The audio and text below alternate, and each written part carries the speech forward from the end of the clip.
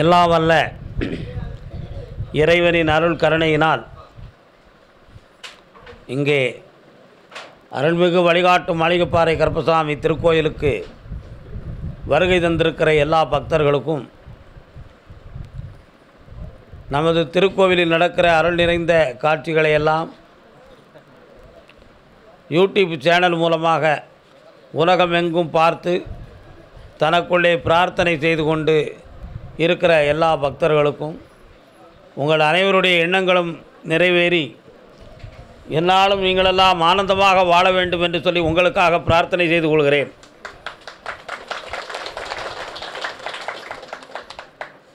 இந்த உலகில் நம்ம எப்பொழுதுமே மன நிறைவோடு வாழ வேண்டும் என்பதற்காக வாழ்ந்து காட்டிய அவதார புருஷர்கள், மகான்கள், ஞானியர்கள், சித்தர்கள், யோகியர்கள், மகா மனிதர்கள் நிறைய பேர்கள் அத்தனைவர்களுடைய அனுபவங்களையும் அவங்களுடைய வார்த்தைகளையும் நாம் புரிந்து பார்த்தோம் என்று சொன்னாலே நம்ம உள்ளம் ரொம்ப அமைதியும் ஒரு சிறந்த ஆழ்ந்த ஆனந்தத்தையும் பெறும்.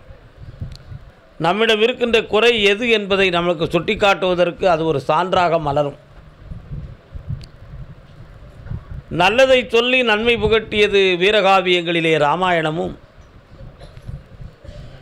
கெட்டவைகளை எடுத்துக்காட்டாக காட்டி நமக்கு தர்மத்தை காட்டியதில் மகாபாரதமும் இந்த உலகில் உயர்ந்த ஒரு சான்றுகள். சாதாரண குடிமக்களாக பிறந்தாலும் கூட தெய்வத்துக்கு சமமாக வாழ முடியும் என்ற ஒரு நிலையை எடுத்து காட்டியதில் சிலப்பதிகாரம் ஒரு மாபெரும் சான்று, அற்புதமான ஒரு தமிழ் காப்பியம். புகார்பட்டினத்திலே பிறந்து பாண்டிய நாட்டிலே கண்ணீர் விட்டு அந்த ஆன்மா சேர நாட்டிலே போய் தெய்வமாக குடியிருந்தது. குமிளிக்கு மேலே கண்ணகிக்குன்னு ஒரு கோயில் இருக்குது, தெரியுமா உங்களுக்கு? நம்ம நாட்டில் குமிளின்னு ஒரு இடம் இருக்கலாம், கம்பம் குமிளி. குமிளிக்கு மேலே 1 மணி நேரத்து பயணத்தில் கண்ணகிக்கு ஒரு கோயில் இருக்குது. சேர மன்னனால் கட்டப்பட்ட ஒரு கோயில். 3 காண்டங்களை கொண்டது. புகார் காண்டம், கூடல் காண்டம், வஞ்சி காண்டம் என்னும் 3 வகையான காண்டங்களை கொண்டது தான் நமது சிலப்பதிகாரம். புகார்பட்டினத்தை பற்றி இளங்கோவடிகள் அவர்கள் எழுதுகிற பொழுது, தனக்கு தேவையென்று வேறு இடத்துக்கு புகார் இந்த மக்கள் புகமாட்டார்கள், எல்லா வசதி வாய்ப்பும் அங்கேயே இருக்கும் என்று ஒரு சிறப்பான வாசகத்தை வைத்துத்தான் அதை புகார் என்று பெயர் வைத்தார்கள். ஆனால் அதை பற்றி நிறைய புகார்கள் இப்பொழுது வந்து கொண்டிருக்கிறது. அந்த புகார் எப்படி என்றால், சோழ சாம்ராஜ்யத்தில் கவிஞர்களுக்கு நிறைய இடைஞ்சல்கள், கவித்துவம் வாய்ந்தவர்களுக்கு போட்டி பொறாமையால் அழிவுகள். ஒட்டக்குத்தன் அப்படின்னு சொல்லி ஒரு புலவர் இருந்தார். ஒட்டக்குத்தன் பாக்களுக்கு இரட்டை தாழ்பான்பாங்க. தக்கையாகப்பரணியை எழுதியவர். தர்மநீதியை புரிந்து கொள்ளாத சிலர்கள் அவருடைய திறமையை பெரிதென்று கருதுவார்கள். அவரை ஒரு பெரிய பெருமையாக பேசுவார்கள். ஆனால் ஒட்டக்கூத்தனுக்கும் தர்மத்துக்கும் தொடர்பே கிடையாது. ஏன் அப்படி தொடர்பு கிடையாதுன்னு சொன்னால், சோழ சாம்ராஜ்யத்தில் அதிகாலையில் கூத்தாண்ட ஒரு கோயில் பக்கத்தில் ஒரு குழந்தை அழுதுகிட்டு நடந்துச்சு. சோழனுடைய நாட்டில் வெளிநாட்டில் இருந்து ஒட்டகங்கள் நிறைய இறக்கப்பட்டு வளர்க்கப்பட்டு தன்னுடைய போருக்கு தேவைப்படும் என்பதற்காக சோழன் நிறைய ஒட்டகங்களை வாங்கி வைத்திருந்தார். அவர்களை வளர்ப்பதற்காக ஒரு குழு மக்களை அவர் உருவாக்கி வச்சுருந்தார். அதில் ஒருத்தன் குழந்தை இல்லாதவன். அவன் எப்பொழுதுமே அரண்மனையவும் அந்த கோயில்களையும் துப்புரவு பண்ணிக்கிட்டே வருவார். அதிகாலை 4:45 மணிக்கு ஒரு குழந்தை உடல் சுத்தப்படுத்தப்படாமல் பிறந்த கோலத்தோட தாயினுடைய கருவறையிலிருந்து வந்து சில மணி நேரங்களுக்குள் ஒரு படித்தரையில் அந்த பிள்ளை அனாதையாக ஒரு துண்டு, ஒரு சேலை துணிக்கு மேலே கையை காலை உதறிக்கிட்டு அழுதுகிட்டு கிடந்துச்சு. அந்த குழந்தைய இந்த ஒட்டகம் வளர்க்குற குரூப்லேருந்து பெருக்கி வைத்துக்கிட்டு போகிறவன் அந்த குழந்தைய பார்த்தோன்னே ஆசையோடு எடுத்து கொண்டு போய் வளர்த்தான். கூத்தர் கோவிலின் முன்னே கிடைத்த ஒரு காரணத்தினால் அந்த குழந்தைக்கு கூத்தன் என்று பெயர் வைத்தான். ஒட்டகம் வளர்க்குற குடும்பத்தை சார்ந்தவர்களுடைய இடத்துல அந்த புள்ள வளர்த்ததுனால அதுக்கு ஒட்டக்கூத்தன்னு பேர் வச்சான். அதனால் ஒட்டக்கூத்தருக்கு சாதியும் தெரியாது, நீதியும் தெரியாது, குலமும் கிடையாது, கோத்திரமும் கிடையாது. எடுத்து வளர்த்த பிள்ளை தான் அது. இப்படி ஒவ்வொருத்தருக்கும் ஒரு பெயர் இருக்கா. இந்த ஒட்டக்கூத்தன் கம்பனுடைய குடும்பம் அழியதுக்கு காரணமாக இருந்தார். அதுக்கு முற்றிலும் காரணம் குலோத்துங்க சோழனுடைய ஆணவம், திமிரு அப்படி இருந்துச்சு. அதனால் புகாரனுடைய பூம்புகார் பட்டணத்தில் வாழ்ந்த புகார் சோழனுடைய புகழை அதற்கு அடுத்து வந்த சோழ மன்னர்கள் காப்பாற்றப்பட்டதாக இலக்கிய சான்றுகள் சற்று குறைவாக எழுதப்பட்டிருக்கிறது. மன்னர்களை குற்றம் என்று சொல்ல முடியாது. ஒரு வார்த்தைக்கு மரண தண்டனை கொடுக்க போனவன் சரபோஜி மன்னன். ஒரு வார்த்தைக்கு. ஒரு புரோகிதன் தாய் பராசக்தியை நோக்கி தவம் இருந்து கொண்டிருந்தான். இவனுடைய தியானத்திலும் தவத்திலும் பராசக்தியினுடைய முகம் பௌர்ணமி மாதிரி பிரகாசமாக தெரிந்துக்கிட்டு இருக்கு. ஆனால் அன்னைக்கு உலகத்தில் அமாவாசை. அங்கேருந்து சரபோஜி மன்னர் சாமி கும்பிடத்துக்கு வரார், அபிராமியை கும்பிட. இவர் தியானத்தில் இருக்கிறவர் தன்னை மறந்து உட்கார்ந்துருந்தார். மன்னர் வருகிறார், எழுந்துரும்னா அவனுக்கு எதுவுமே தெரியல. பராசக்தியுடைய முகத்தை தவிர அவனுக்கு எதுவுமே தெரியல. அவன் ஆழ் மனசில் அப்படியே அன்னை பராசக்தியினுடைய திருமுகத்தை தன்னை மறந்து பார்த்து கொண்டு இருக்கிறான். உடனே அந்த சரபோஜி மன்னர் கேட்டார், இவர் சித்தரா பித்தரான்னு கேட்டார். சித்தரெல்லாம் பித்தரை போல இருப்பார்கள்னா, அப்படி ஒரு சில சித்தர்களை பார்த்து அப்படி ஒரு வார்த்தைகளை சொன்னான். பேசி பார்த்தால் தெரிந்துவிடும், நான் பக்கத்தில் நிற்கிறவன். புரோகிதரே இன்று என்ன திதின்னு கேட்டான். இவர் அன்னை பராசக்தியை எப்படி பார்த்துக்கிட்டு இருக்காரு? பௌர்ணமி நிலவு போல் பிரகாசமாக பார்த்துக்கிட்டு இருக்கார் அன்னையினுடைய முகத்தை. தன்னுடைய மனத்திரையில் தான் எங்கே இருக்கிறோம், எந்த இடத்துல இருக்கிறோம்ங்கிறதே தெரியாத அளவுக்கு ஆழ்ந்த மனதோடு ஆழ்நிலை தியானத்தில் தவத்தில் உட்கார்ந்துருக்கிறார். அவரை எழுப்பி கேட்குறான், இன்றைக்கி என்ன திதின்னு சரபோஜி மன்னர் கேட்டார். இவர் பார்த்துக்கிட்டு இருந்த சொன்னார், பௌர்ணமின்னார். அவர் எதை பௌர்ணமின்னு சொன்னார்? தாய் பராசக்தியினுடைய முகம் பிரகாசமாக இருந்துச்சு, அதை பௌர்ணமின்னு சொன்னார். இவன் புற அடிவை வச்சுக்கிட்டு இன்றைக்கி அமாவாசை, இவன் பௌர்ணமின்னு சொல்லுதான். ஆகினார் இவன் பக்தன் இல்லைன்னார். இவன் பக்தனாக இருந்தால் இவன் தானே முக்தனாக இருந்தால் என்ன? சரபோஜி மன்னருக்கு அதில் என்ன கவலையாம்?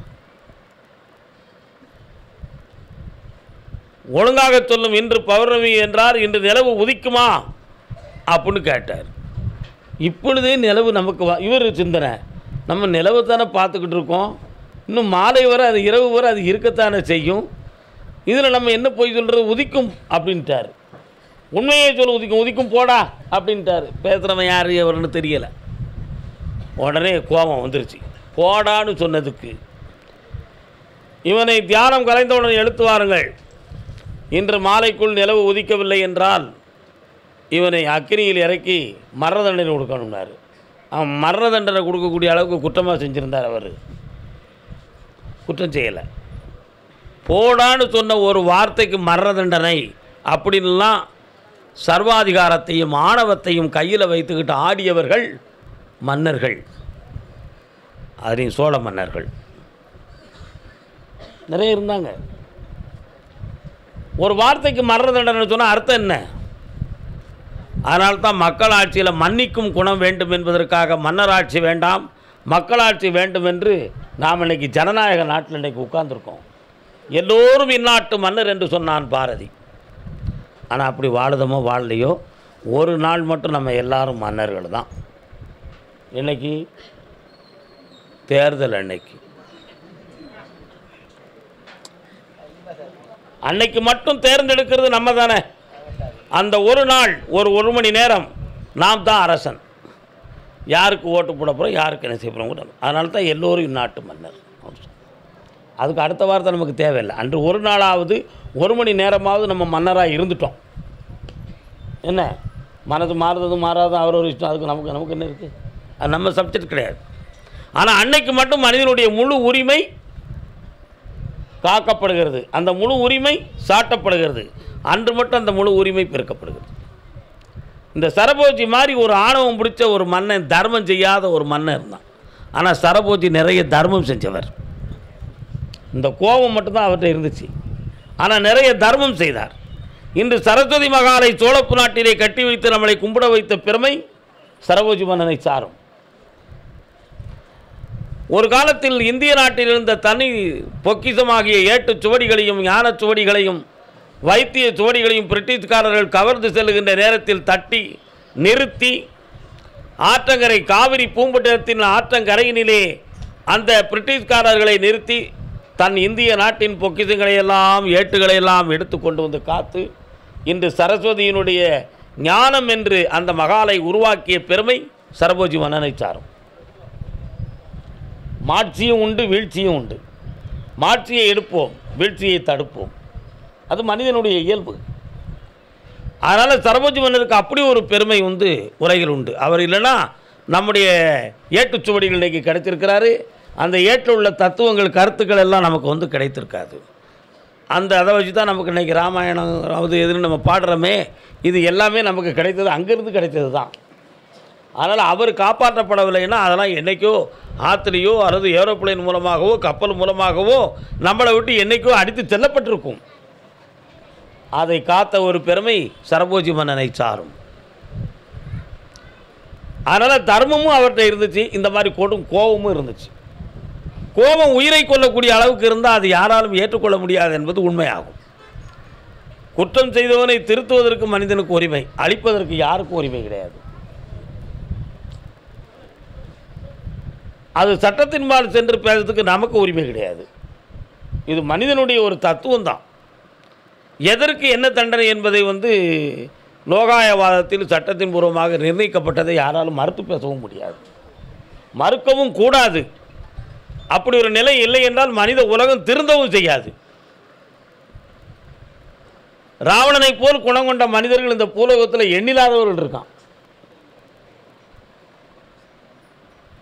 துரியோதனனை போல குணம் கொண்டவர்களும் நடத்தை கெட்டவர்களும் இந்த பூலோகத்தில் லட்ச லட்சமான பேர்கள் இருக்கான். ஆனால் தர்மனை போல உள்ளவனும் பாண்டவரை போல உள்ளவனும் எண்ணி பார்த்தால் குறைவு தான். அவைகளெல்லாம் வழிகாட்டிய ஒரு பெரிய மகானாக இருந்த ஸ்ரீகிருஷ்ணர் தான் நம்மளுக்கு இந்த உலகத்துக்கு நீதியை எடுத்து சொன்னதில் ஒரு பெரிய மகான். அதனால் கிருஷ்ணாவதாரம் வந்து போற்றப்படுகிறது. கிருஷ்ணாவதாரம் மட்டும் உலகத்தில் போற்றப்படுகிறது. அவர் சொன்ன ஒவ்வொரு தத்துவங்களையும் ஒவ்வொரு விஷயங்களையும் அவர் அவதார புருஷராக இருந்து தன்னுடைய சீடர்களுக்கும் சிஷியர்களுக்கும் நண்பர்களுக்கும் அவர் எடுத்துக்காட்டிய ஒவ்வொரு வழிமுறைகளும் நமக்கு இன்றைக்கி ஒரு நல்ல பாடங்களாகத்தான் உலகில் அமைந்து கொண்டிருக்கிறது. ஒரு மன்னன் ஒரு பெரிய ஆணவம் பிடிச்சவன், யார் என்ன கேட்டாலும் இதோ தருகிறேன் அப்படின்னு சொல்லுவான், ஆனால் கொடுக்க மாட்டான். தர்மமற்ற குணம் உடையவன். எல்லோரும் அவனை இகழ்ந்தார்கள். உடனே ஒரு முடிவுக்கு வந்தான், நம்மளை எல்லாரும் இகழ்ந்து பேசுவதாக எல்லா அரண்மனை வாசிகளும் சொல்கிறாங்க. புலவர்களுக்கு நம்ம கருணை புரிய மாட்டோம், புலவர்களுக்கு உதவி செய்ய மாட்டோம் அப்படின்னு நம்ம மேலே தப்பான குற்றச்சாட்டு வைக்கிறாங்க. இந்த குற்றச்சாட்டை நீக்க வேண்டும். நாளையிலிருந்து ஒரு அறிக்கை, எந்த புலவன் வந்து ஒரே நாளில் 4 கோடி பாடல்கள் என் முன் பாடுகிறார்களோ அவர்களுக்கு என் நாட்டை நான் பட்டயம் எழுதி தருகிறேன் என்று பறைசாற்றும். யாராவது 4 கோடி பாட்டுக்கு உடனே பாட முடியுமாயா? முடியுமா? முடியாது. அப்போ இயலாமையை சொல்லி தப்பித்து கொள்வதுக்கு ஒரு வழியை உருவாக்கணும். அவன் பிரிட்டிஷ்காரர்கள் போராடுகிற பொழுது அவங்கள்ட்ட பீரங்கி துப்பாக்கி, நம்மகிட்ட அம்பு வில்லு உலக்க கழுந்து, வேறு என்ன உண்டு, கத்தி கம்பு ஈட்டி வாழை உருவம்னு அவன் பட்டார சுட்டு போயிடுவான். ஆனால் இந்த வச்சு அவங்கள வெல்ல முடியாதுங்கிறதுக்காக தான் மகாத்மா காந்தி இணைஞ்சார். நம்மகிட்ட இயலாமை அகிம்சையை சரியான போராட்டம்னு முடிவுக்கு வந்தார். அப்போ இயலாமையை வந்து தன்னை தப்பித்துக்கொள்ள ஆயுதமாக்குறதுக்கு ஒரு வழியாக இருக்கலாம். நாம் அன்னைக்கு அகிம்சை இல்லாட்ட இன்றைக்கி இந்த சுதந்திரத்தை அடைஞ்சிருக்க முடியாது. நம்முடைய நிலைமைக்கு அன்னைக்கு அகிம்சை தான் சரி, வேறு வழி கிடையாது. அதை வந்து விடாப்பிடியாக வைத்து நமக்கு இந்த சுதந்திரத்தை வாங்கி தந்தனால்தான் அவர் இன்றைக்கி மகாத்மா நம்ம சொல்லிக்கிட்டு இருக்கோம். இல்லைன்னா அவரை சொல்ல முடியுமா? முடியாது. ஆனால் இந்த அரசன் யாருக்கும் அப்படி 4 கோடி பாடல்கள் பாட முடியாது என்று ஒரு ஏளனமான எண்ணத்தை உள்ளத்தில் வச்சுக்கிட்டு 4 கோடி பாடல் யார் பாடுகிறார்களோ அவர்களுக்கு என் நாட்டை பட்டயம் எழுதி தருகிறேன்னு சொல்லிட்டான். வெளியில் எழுதி போட்டாச்சு, பறைசாட்டியாச்சு.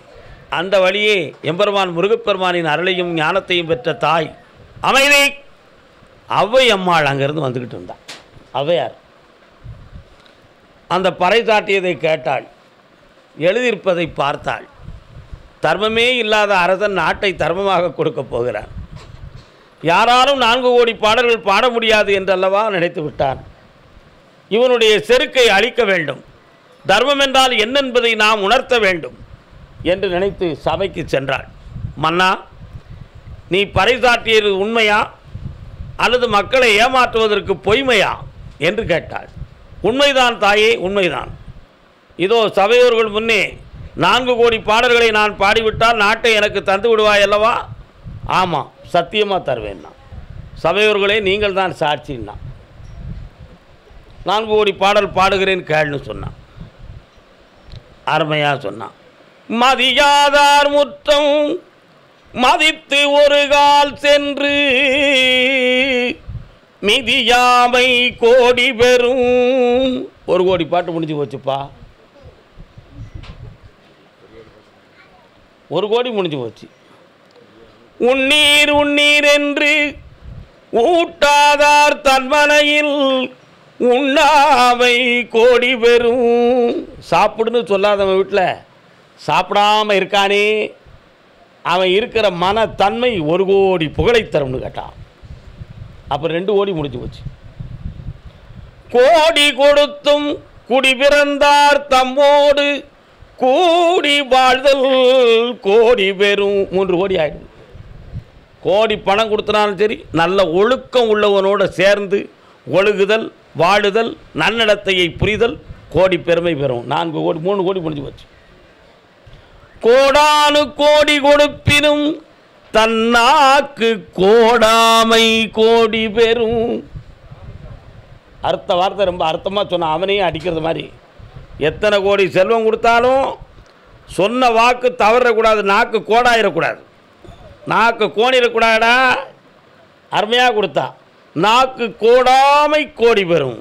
சொன்ன வாக்கு தவறாமல் நடக்கிறது 1 கோடி நன்மை. பார்த்தாயா, 4 கோடியும் பாடியாச்சு, நாட்டை கொடுறா மன்னான்னா.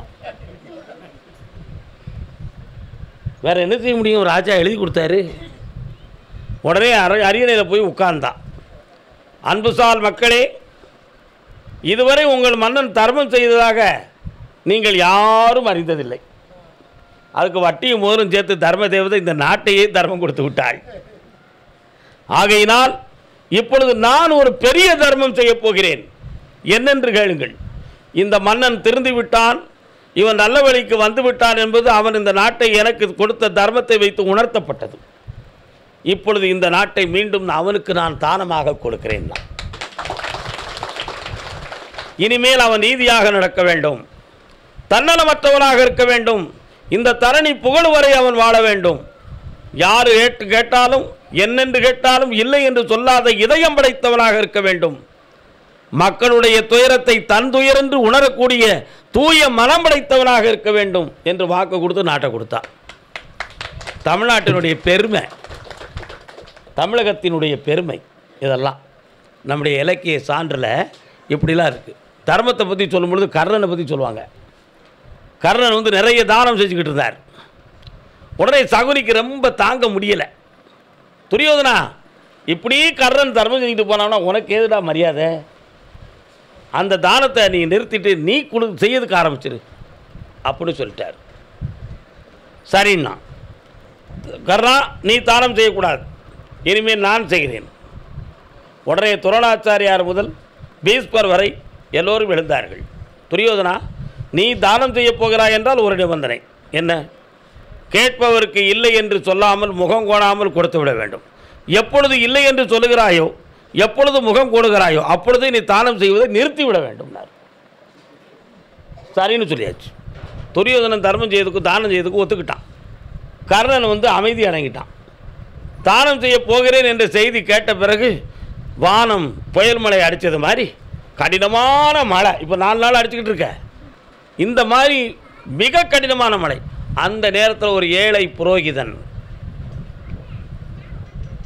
என்னுடைய பொம்பளை பிள்ளைக்கு கல்யாணம் வச்சுருக்கிறேன், மழையில் சமையல் பண்ணதுக்கு விறகுகளே கிடைக்கல, துரியோதன மன்னரே, உங்கள் தலைமையில் உங்கள் நாட்டில் நடக்கிற இந்த கல்யாணத்துக்கு எனக்கு விறகு தந்து உதவணும், இந்த கல்யாணத்தை நான் சிறப்பாக நடக்கணும், இந்த ஒரு உதவி எனக்கு செய்வீர்களா அப்படின்னு கேட்டான். யார்? அந்த ஏழை புரோகிதன் துரியோதனங்கிட்ட கேட்டான்.